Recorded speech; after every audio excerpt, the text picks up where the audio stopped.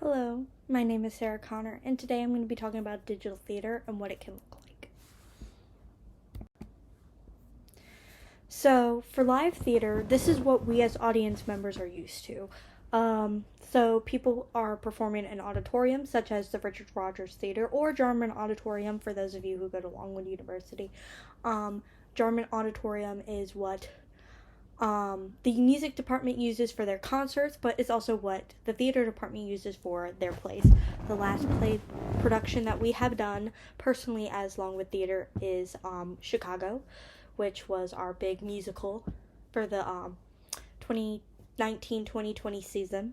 We got in there right before COVID, so yeah. And we also have a black box theater. I cannot talk today. Yeah, we have a black box theater, which is what we normally use for our plays. This is where we're going to be doing A Christmas Carol later in December, and this is also what we're going to be using for Little Shop of Horrors and Banya, Sanya, Masha, and Spike coming up in the spring of 2024. Both are really useful. Auditoriums are meant for more for having larger audiences. But you really can't do much with auditoriums as you can with a black box. So, for example, auditoriums are set up in one way and one way only. And it's normally a proscenium. Now, we can't normally really adjust that.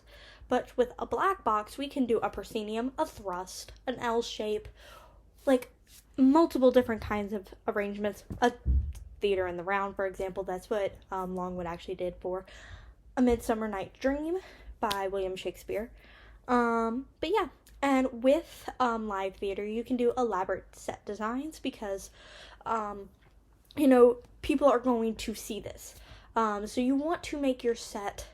Sometimes people go more simple, but sometimes people want to do like big, elaborate sets.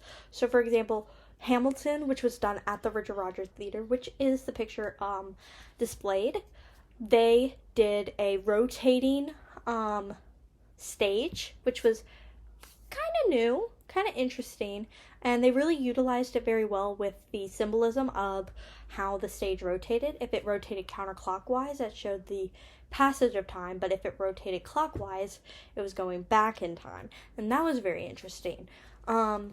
But they also had incredible lighting and sound work with these elaborate sets.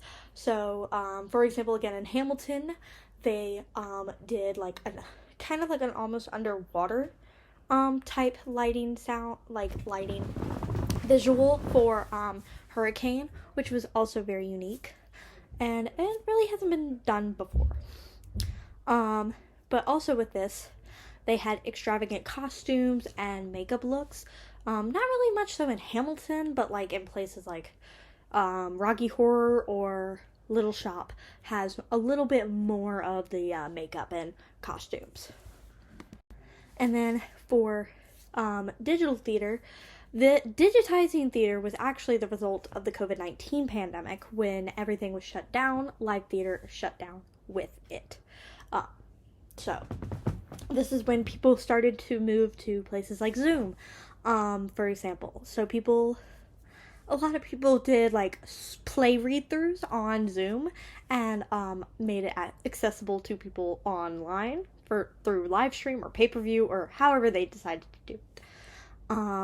This is also when sets started to become digital and then started to be used as a green screen effect. So if somebody wanted to be out in the woods, they would it was like behind them on the Zoom camera or whatever. And people are like, oh my gosh, you're in the forest. Whoa, crazy. But yeah, so sets weren't as elaborate, but people made do with what they had. And also with this, costumes and makeup became simpler, or they didn't have costumes or makeup at all, as webcam cannot pick up on those details. So if someone did, for example, a Little Shop of Horror look, it probably wouldn't have been the same as like actual Audrey 2 or whatever. Now, which is better? That's hard to say. Live theater can be better if an audience member has relative access to a a theater company and can afford to pay a ticket, because sometimes things can get expensive, but also it gives someone the sense of being invited into the scene with how the stage and wardrobe is set up, as well as how the actors perform their piece. But digital theater also has its advantages, as one can stay home and watch a play over live stream or pay-per-view, depending on how they want to do it. But they can also have access to pro shots, which is basically a film of a musical that was licensed and everything properly, and done correctly, and not really a bootleg pro shot, which is what some people get off of like YouTube and stuff. But you can get plays like Hamilton, Diana the Musical, Six the Musical, or whatever through streaming platforms such as Disney Plus and Netflix. So is one better than the other?